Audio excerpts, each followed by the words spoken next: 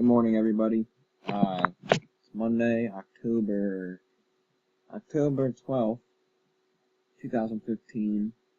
We're approaching the middle of meteorological fall, and this past Friday I actually came out with my first winter thoughts, as many of you read. I just want to go over a brief summary in video format of my first thoughts. And in case if you did miss it, you could catch it on this video and whatnot.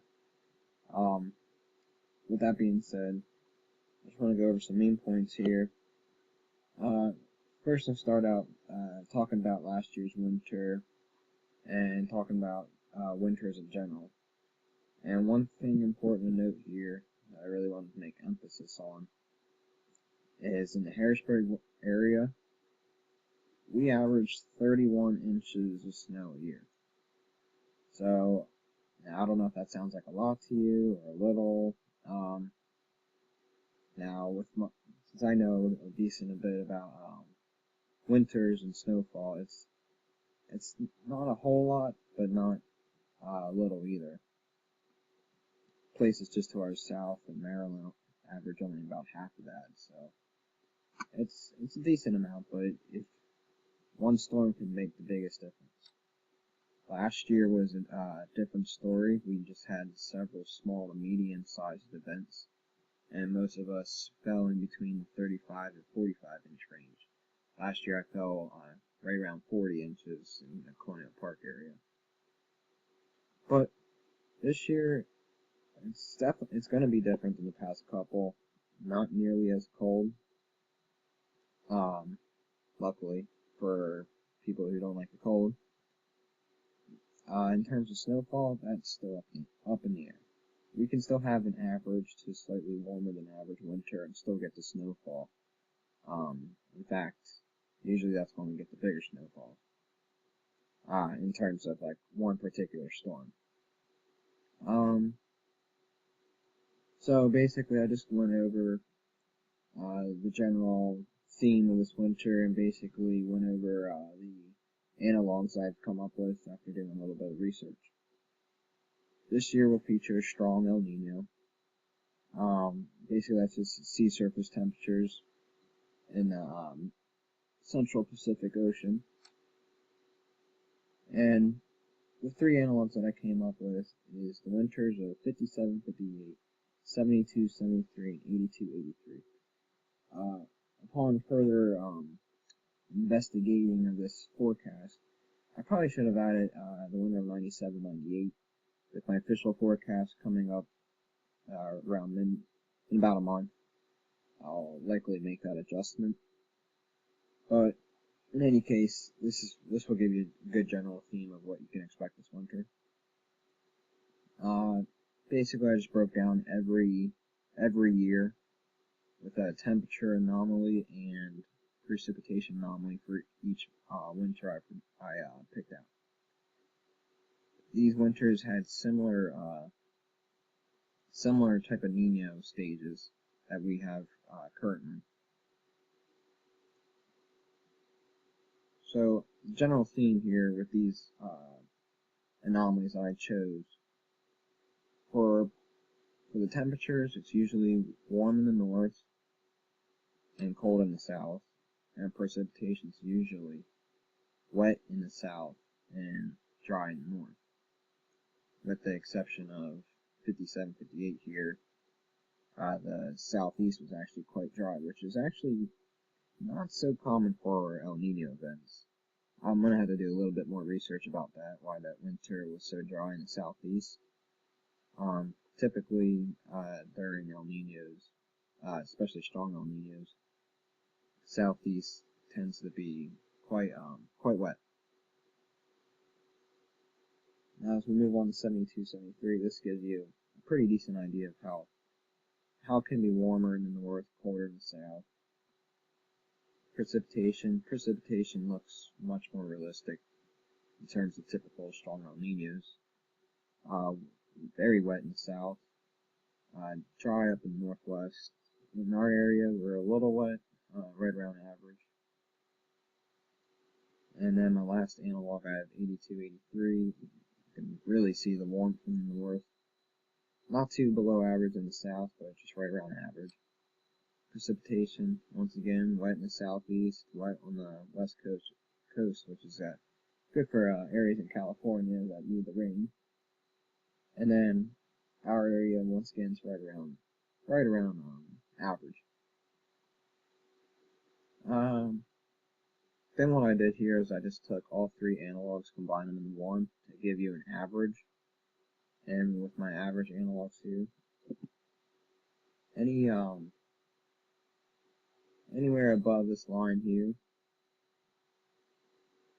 areas were around two degrees, or I should say actually 1 degree above normal for that for the combination of these winters. And areas up in the upper Midwest regions were solid 4 to 6 degrees above normal. Now again, this is just the average of these three anomalies.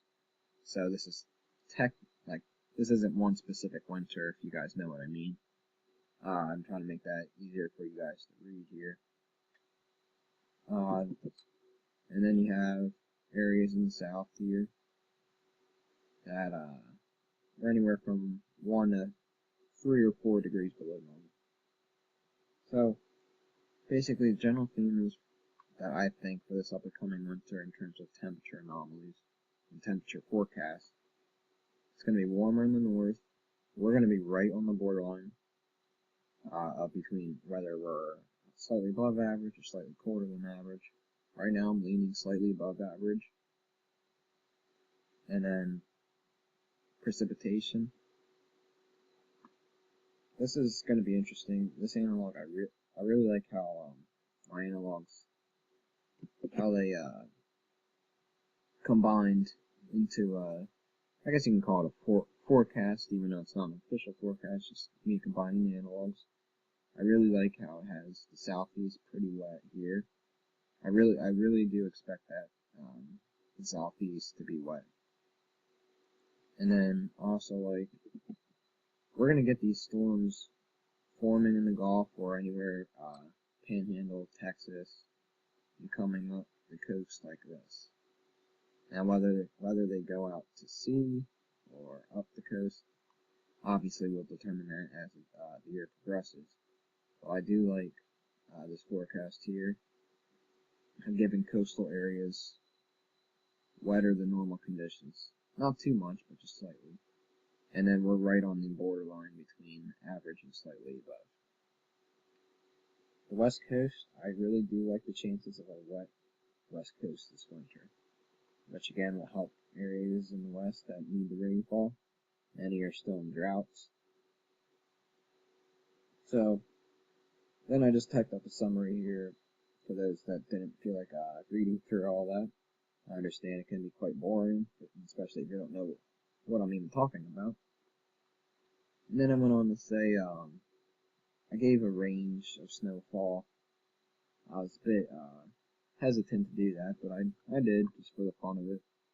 So I stated here, I think we'll fall in between 30 and 35 inches of snow for the winter. Again, it's not my official forecast, but first thoughts for now. And again, 31 inches is our typical average. So we'll be right around average to slightly above average. Our temperatures, I think, will be average to slightly warmer. It's not going to be, we're going to have days where it's pretty cold, and then we'll have another day where it's 5 degrees warmer than normal. I do not expect any sustained cold temperatures like last year when we got down into the negative digits.